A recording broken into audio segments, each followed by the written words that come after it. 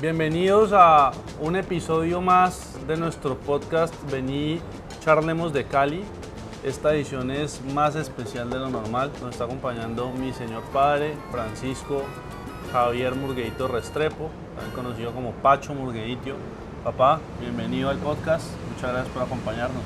Con mucho gusto, Juan Felipe. Padre, arranquemos de una vez. Como te gusta, eso es sin rodeos. Vos has sido una figura central en la política aquí en el Valle del Cauca, has ocupado muchos cargos, pero aquí siempre buscamos en este espacio como hablar un poquito de la persona, no solamente de la gestión que se ha hecho, que se hizo. ¿Vos en qué momento supiste que te gustaba la política y en qué momento decidiste que le ibas a dedicar tu vida a este ejercicio? Pues es que en mi casa la política siempre se vivió día por día. Mi papá, tu abuelo, que no conociste porque murió antes, también fue una figura importante en las ideas conservadoras en el Valle. Fue contralor del departamento, gobernador durante 13 días, fue congresista, fue notario público y por lo tanto en una familia grande como es la nuestra, la vivencia política se tenía permanentemente. Eso sin duda influyó porque toda mi familia, todos mis hermanos de alguna manera trajinan o comentan o hablan de política. Y desde el bachillerato yo participé como joven en campañas políticas, me acuerdo mucho la de Misael Pastrana en el año 70, y desde esa época nunca fue indiferente a la gestión política. Y cuando terminé el bachillerato en el año 72, determiné que si no podía hacer algo desde el punto de vista de otras actividades del mundo, como la ingeniería o la arquitectura, yo interioricé la convicción que debería meterme en política y escogí una universidad privada de Cali, muy cuestionada en esa época por su cogobierno universitario, que fue la Santiago de Cali, y desde ese momento participé permanentemente en la acción política. Contanos un poquito de tu llegada a Santiago, porque en ese momento los grupos liberales eran fuertes en la universidad. Vos llegaste a organizar el grupo conservador, a participar de eso, y eso terminó abriéndote mucha puerta. La Universidad de Santiago de Cali es una universidad privada que surgió en los años 60 y tuvo una evolución institucional muy cercana al concepto de participación de cogobierno universitario que surgió en esa época en Argentina, en donde los estudiantes, los profesores, los egresados participaban en el manejo de la universidad. Por lo tanto, en esa universidad había una gestión política desde el estudiantado, desde el profesorado, que se manifestaba en elecciones de consejos académicos y consejos directivos y superiores con participación de los estudiantes. Y obviamente en esa época la universidad tenía unos fuertes grupos de origen liberal claramente, pero también de extrema izquierda. Allá confluían todos los sectores de izquierda y eso me sirvió a mí y a muchos otros compañeros de fogueo y de intercambio y de discusión política con sectores que aún hoy están manejando el país. ¿Vos arrancaste en el lloredismo? Nosotros en la universidad tuvimos una organización que fue una fundación en donde logramos un acuerdo en esa época, muchos años atrás, que permitía que la fundación tuviera militancia conservadora sin ningún distingo de grupo político. En la universidad éramos todos conservadores y cada uno por fuera de la universidad tenía sus cercanías, o con Carlos Urbino, con Humberto González o con Rodrigo Llorea. Pero dentro de la universidad esa situación no se presentaba. Ese acuerdo funcionó durante muchos años. Eso me permitió a mí ser, por ejemplo, miembro del Consejo Superior de la Universidad, elegido por los estudiantes. Y elegimos a muchos otros miembros de consejos de la universidad que aún hoy tuvieron una figuración política posterior. Y ya después de que terminamos la carrera, entonces un grupo de esa misma fundación determinó que debíamos participar en la lucha política en todas partes de la ciudad, primero en la ciudad, y acordamos que era mejor Rodrigo Llorea. ¿En qué momento llegaste al consejo vos? No recuerdo bien porque en esa época había listas con suplencias. Yo creo que fue por allá en el año 82. Además, los periodos de esa época eran de 2 años. Luego fueron de 3 y luego de 4. Creo que fue por allá en el 82-83 que fui suplente de María Cristina Velasco, que fue concejal de Cali varias veces. O sea que vos, contando las suplencias y ya cuando fuiste titular, más o menos ¿cuántos años estuviste en el consejo?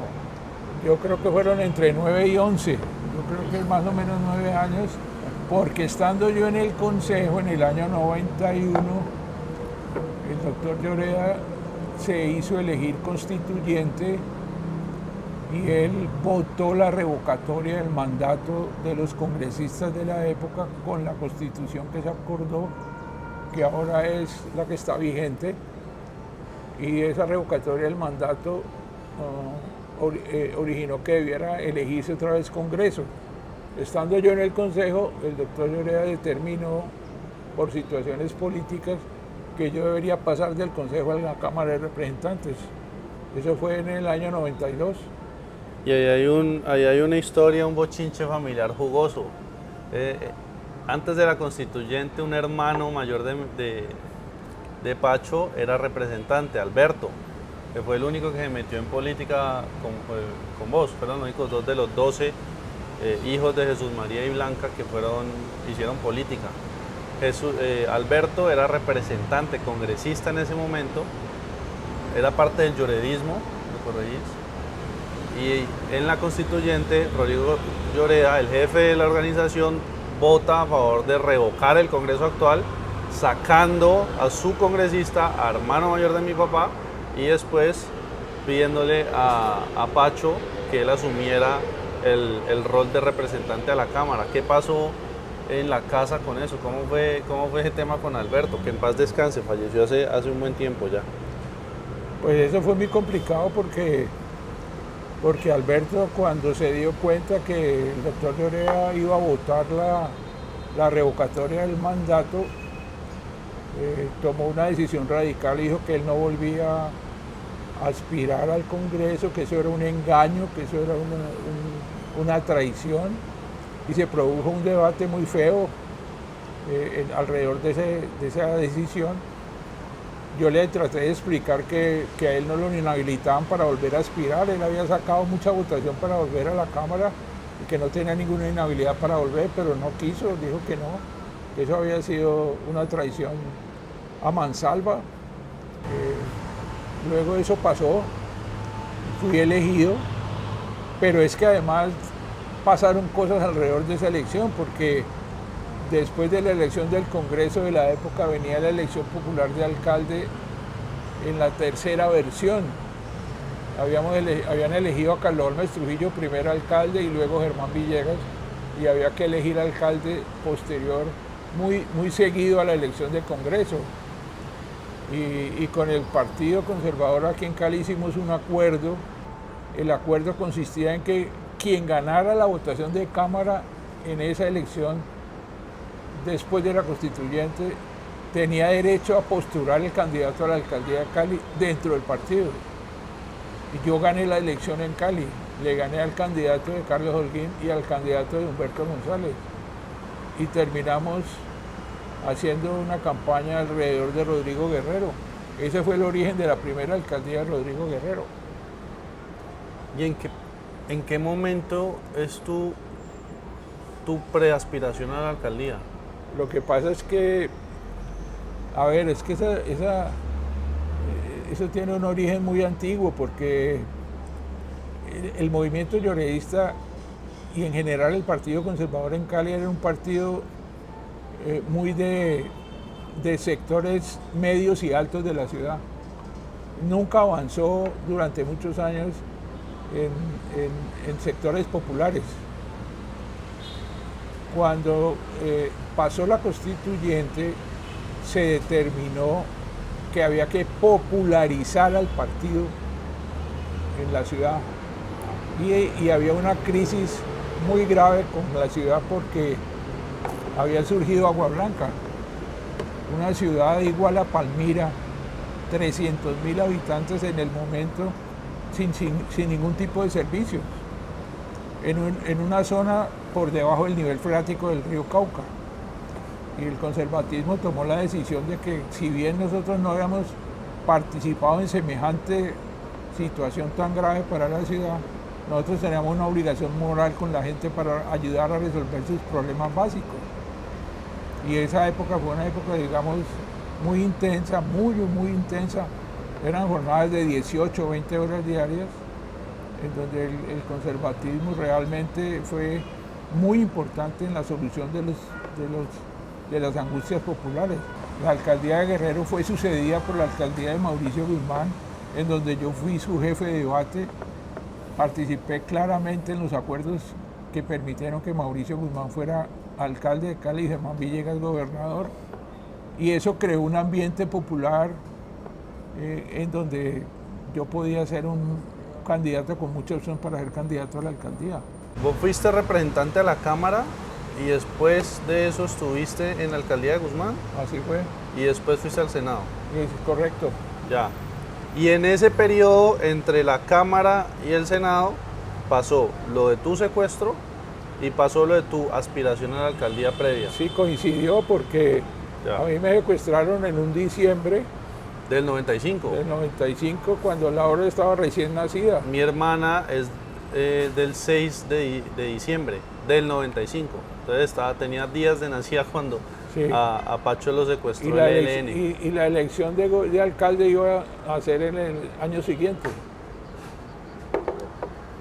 Bueno, y este es un tema chévere del que mucha gente me ha hablado, sobre todo desde ahora que estoy en el consejo. Esa aspiración tuya, que era muy fuerte, las personas que lo cuentan dicen que era el candidato más opcionado a la alcaldía, Francisco Murgueitio.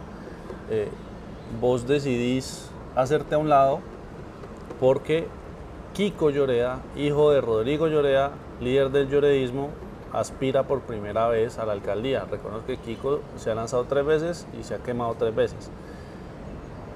Pero lo que no se sabe tanto, que es la pregunta que te hago, papá, es: ¿esa decisión la tomaste vos por iniciativa propia, fue autónoma, o el doctor Rodrigo Lloreda te dice a vos en algún momento: mi hijo está aspirando, usted vaya al Senado, no aspire a la alcaldía? Eso no es cierto. El doctor Rodrigo Lloreda, que en paz descanse, nunca me dijo esas palabras. Obviamente sí se habló del tema claramente, porque era absurdo que 2 personas del mismo origen político fueran a aspirar a la alcaldía. Era evidentemente que era imposible que pudiera ganar uno de los dos, porque se anulaban mutuamente. Pero la verdad es que el doctor Lloreda, recuerdo que me dijo: yo no te puedo pedir que te retires, como tampoco le puedo pedir a Kiko que se retire. Piensen bien lo que van a hacer. Es un consejo racional. Pero además hay otra cosa que yo debo decir. Había una duda legal con mi aspiración. porque yo supuestamente no había renunciado a tiempo a mi condición de consejero de paz de Guzmán. Y había mucha gente que me decía que yo tenía una inhabilidad por no haber renunciado a tiempo para poder aspirar a la alcaldía. Ante esa duda legal y ante la opción de que nos íbamos a anular mutuamente, pues yo autónomamente tomé la decisión de hacerme a un lado sin que tuviera nada que ver con aspiraciones de Congreso. Bueno, entonces dos preguntas para hacerle el cierre a ese tema. ¿Fue difícil tomar esa decisión, uno? Y dos, ¿vos crees que si no hubieses estado posiblemente inhabilitado, si hubieses seguido adelante, crees que habías tenido buen chance de ser alcalde de Cali? Lo que pasa es que hacer preguntas de hipótesis en política es muy complicado. Yo siempre me acuerdo de la frase de Winston Churchill, y eso es una regla inamovible en la política. Y esa frase dice que lo único cierto en política es lo que ya pasó. Obviamente fue una decisión muy difícil, claro, porque yo estaba encarnando de alguna manera aspiraciones de muchos sectores, no solamente del lloredismo, de muchos sectores. Y obviamente la lucha hubiera sido la competencia hubiera sido contra Ricardo Cobo, y Ricardo Cobo ganó por 14.000 votos en una elección muy reñida. Viendo las cosas en perspectiva y con las gafas que tengo, yo creo que sí hubiera ganado. Okay. Bueno, hablemos del tema de paz un poquito, porque vos, a pesar del origen conservador, bueno, no a pesar, ahí estoy entrando un poquito en el juego que nos han hecho últimamente. Ahora se habla mucho, se ha distorsionado mucho el tema de la paz a raíz del proceso de Juan Manuel Santos con las FARC del 2016, y se ha planteado que los temas de paz son de la izquierda, pero vos has sido un pionero en temas de paz, no solamente a nivel local y regional, sino a nivel nacional también.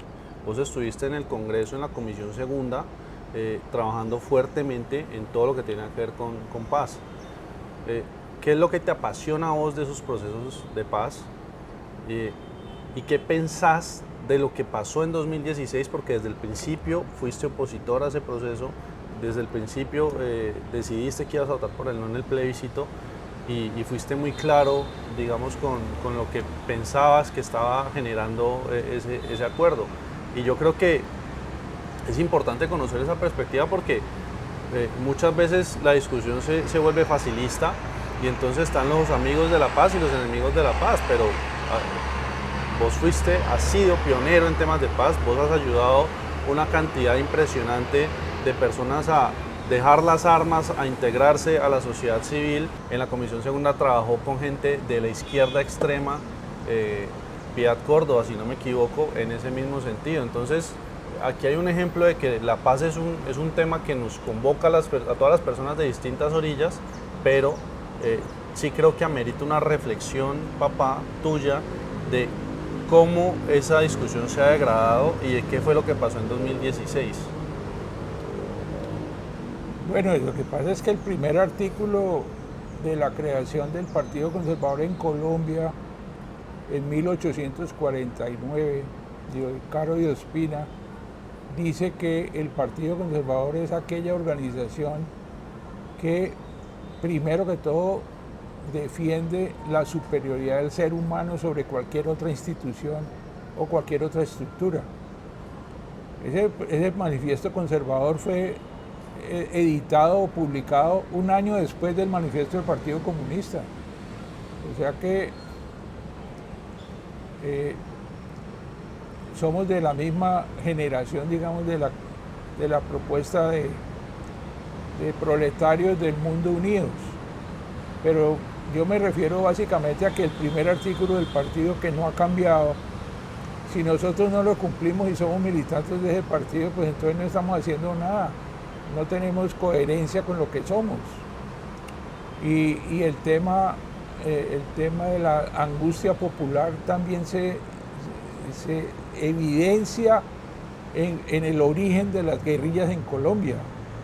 El origen de las guerrillas en Colombia no fue mediatizado por nada distinto a la injusticia que consideraban en ese momento rural que estaba pasando en Colombia. Y en el trasegar de mi vida, tanto en la universidad como posteriormente en la vida pública, pues me encontré con realidades igualmente dolorosas.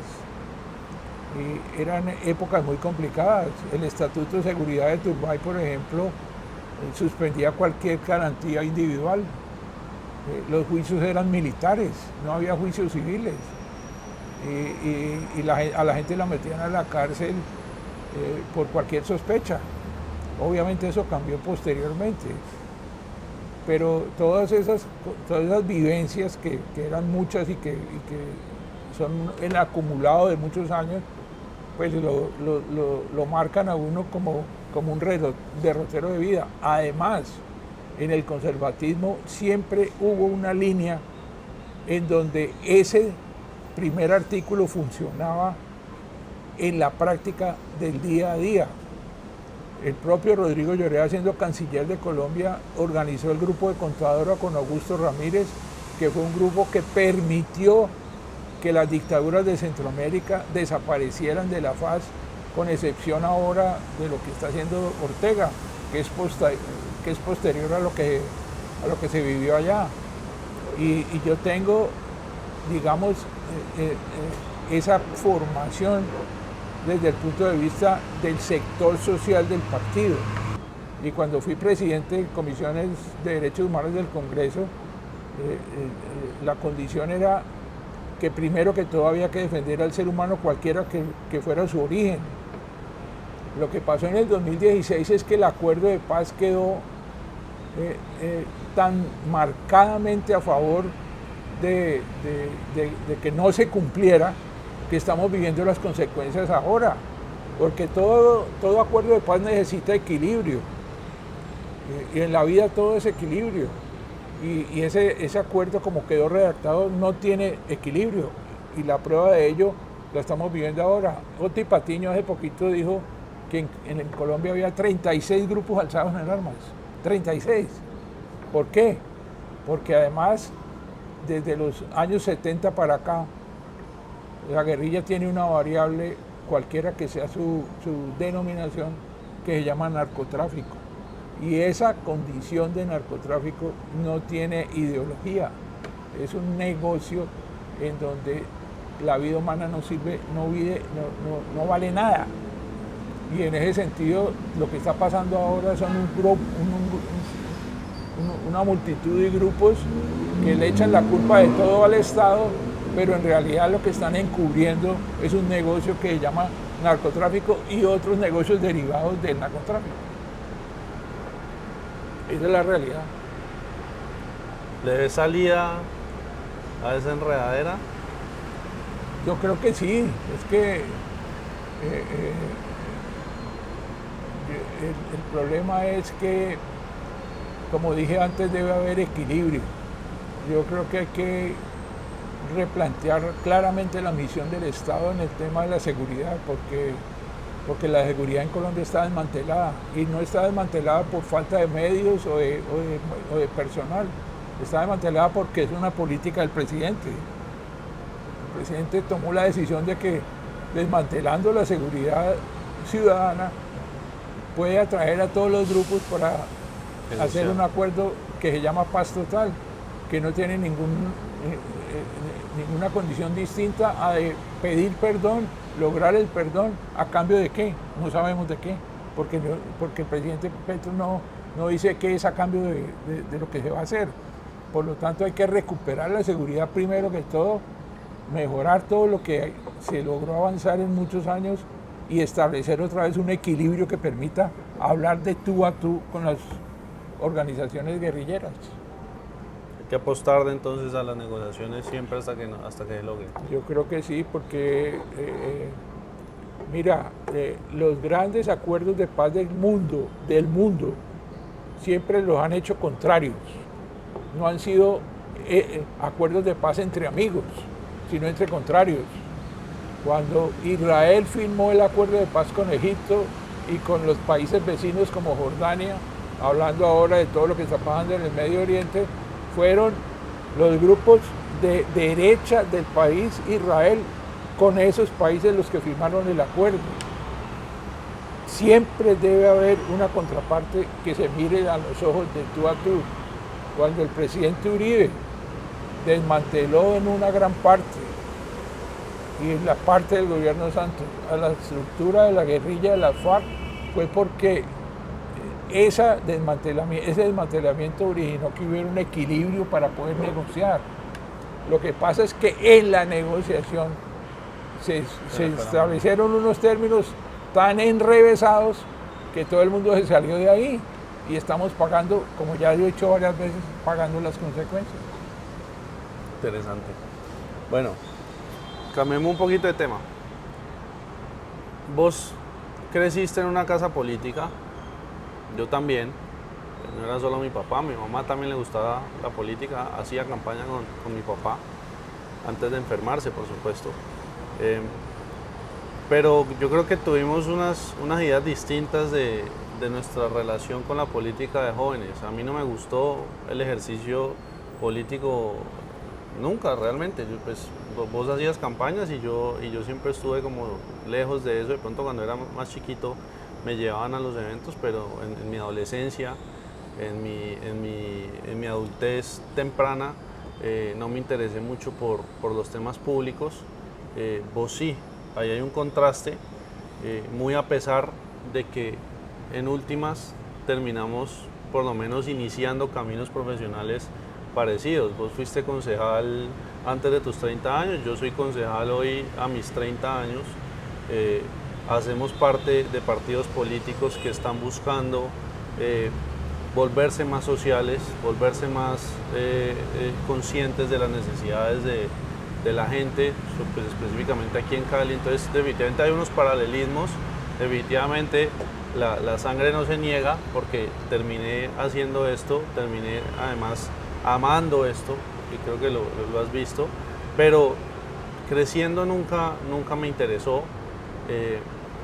y además tanto vos como mi madre siempre nos recomendaron mucho que nos alejáramos de esto, que buscáramos otro camino. Recuerdo mucho que cuando te dije que quería ser concejal, que fuiste la primera persona que le dije hace más de 4 años, lo primero que me dijiste era que si estaba 100% seguro, porque esto era muy complicado. Entonces, la pregunta es, porque no te he hecho la pregunta, en el fondo, viéndome desde pequeño, ¿algo te decía que yo iba a terminar en esto? Pero es que lo que pasa es que la vida misma te va marcando los caminos. Yo no soy de las personas, y creo que Luz Helena tampoco, que determina el futuro de los hijos. Los hijos deben tener los instrumentos que uno les pueda proveer para que ese hijo busque y encuentre los caminos.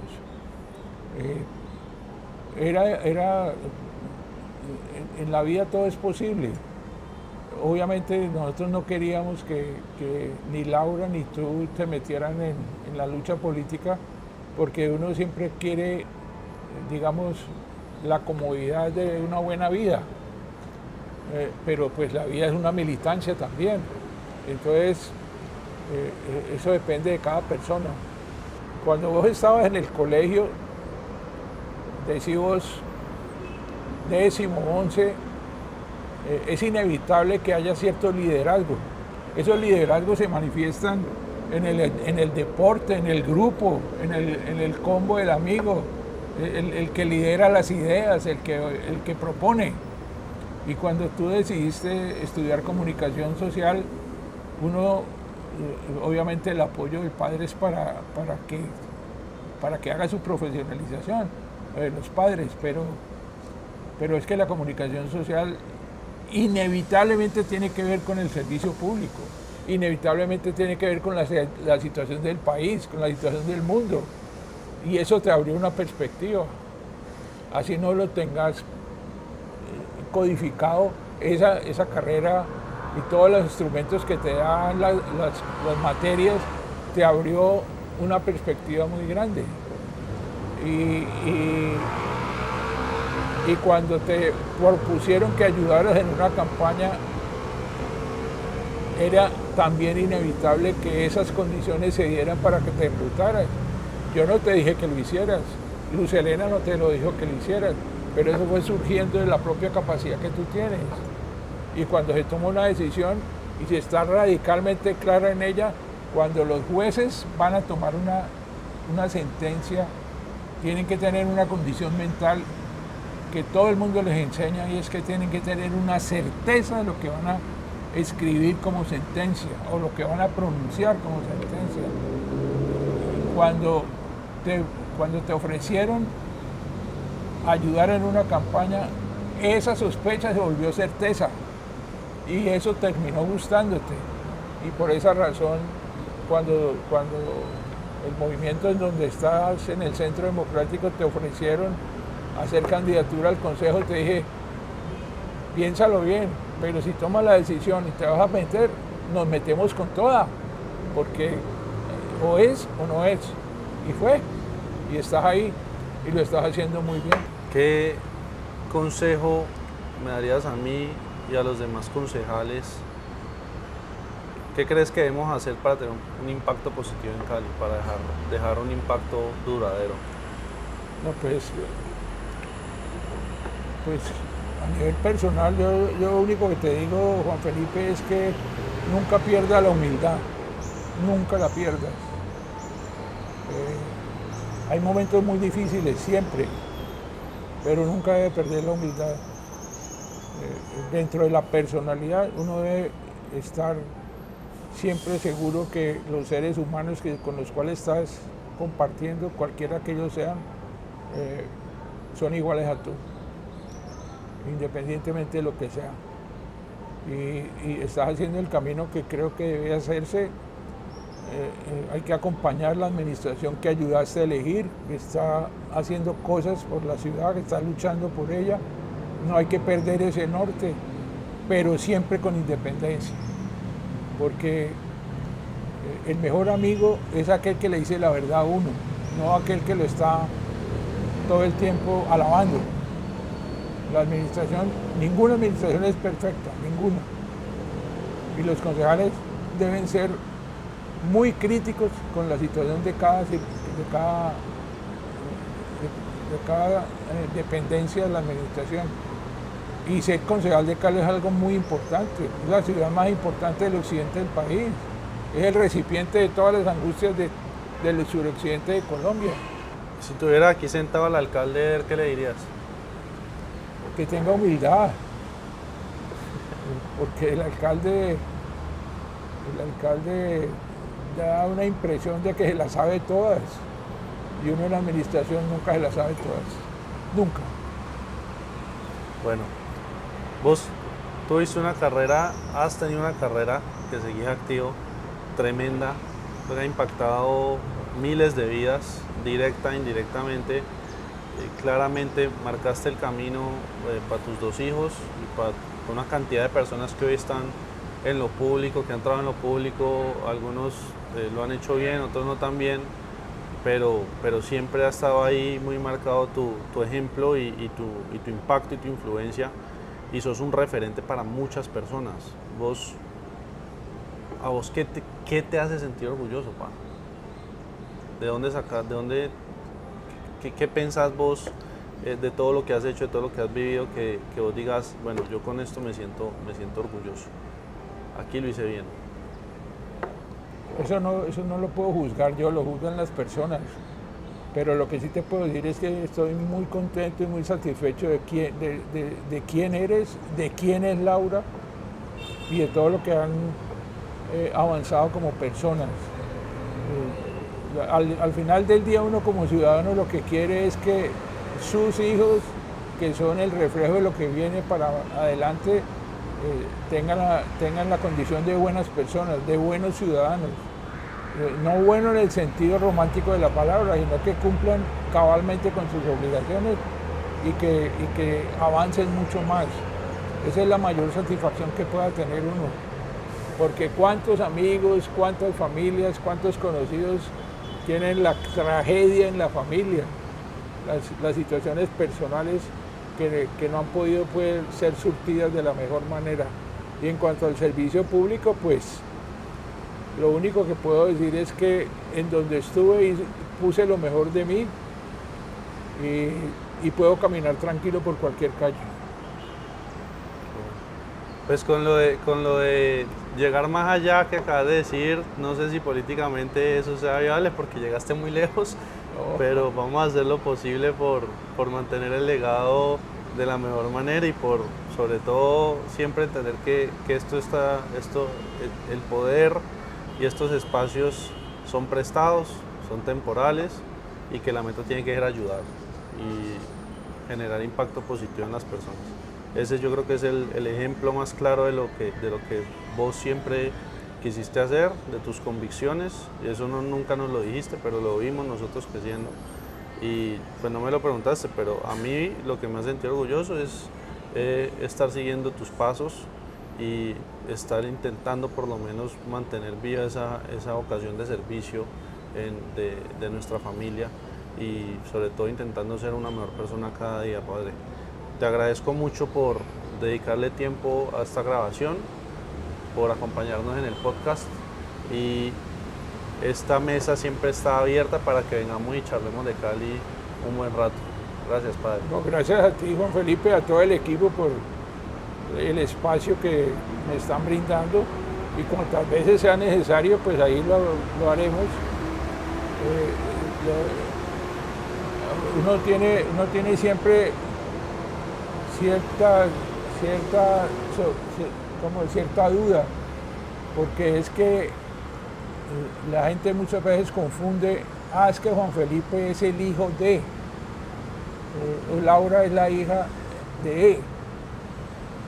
Y yo lo que quiero es que ustedes sean ustedes mismos, pero en la medida en que uno pueda ayudar y dar instrumentos y dar herramientas para que ese vuelo sea cada vez más alto, pues ahí estaremos todos, incluyendo obviamente a Luz Serena, porque todo el mundo habla del político que es el papá de Juan Felipe, y resulta que Luz Serena es tan política o mejor política que cualquiera de nosotros. Eso es verdad. Mejor cierre imposible.